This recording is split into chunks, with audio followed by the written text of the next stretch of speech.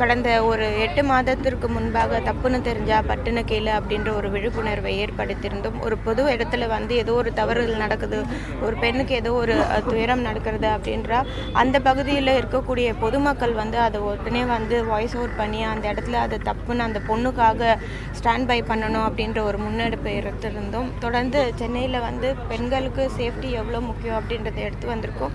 இப்போ பார்த்தீங்கன்னா நம்மளுக்கு ஒரு ஆண்டுக்கு முன்பதாக இந்தியாவிலே வந்து சென்னை மாநகராட்சிக்கு வந்து பெண்களுக்கு பாதுகாப்பான நகரமாக இருக்கிறது அப்படின்ற ஒரு கணக்காய்வில் தெரிவித்து நம்ம சென்னை வந்து 2ஆம் இடம் வந்து பிடித்திருக்குது. விரைவில் வந்து அது முதலிடத்தை பிடிக்கும் என்று தெரிவித்துக்கிறேன். இப்போ இந்தியாவிலே வந்து பெண்களுக்கு பாதுகாப்பான மாநகரம் சென்னை சொல்கிறீங்க, ஆனால் தாவேகா தலைவர் வந்து பாதுகாப்பு இல்லாத ஒரு சூழ்நிலை உருவாக்குது. அதனால் திமுக அரசு வந்து அகற்றணும்னு சொல்லிட்டு நேற்று வந்து திமுக பேரை குறிப்பிட்டு முதல் முறையாக அவர் பேசியிருக்காரு.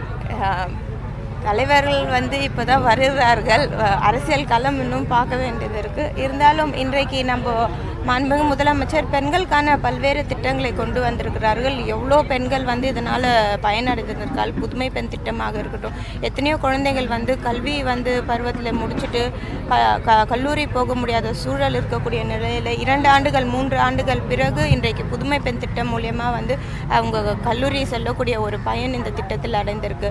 ஒரு பெண்ணுக்கு வந்து என்னைக்குமே வந்து கல்வி மட்டும்தான் கை கொடுக்கும். அது உற்றார் உறவினர் நண்பர் கணவர் யார் இல்லைனாலும் கல்வி ஒரு பெண் கை கொடுக்கும். அப்பேற்பட்ட சிறந்த கல்வியை இன்றைக்கு நம்ம மாண்புமிகு முதலமைச்சர் அவர்கள் வந்து பெண்களுக்கு முன்னெடுப்பு கொடுத்து வழங்கி வருகிறார். குற்றச்சாட்டு வந்து ஒரு தேவையில்லாத பொருள் நினைக்கிறீங்களா?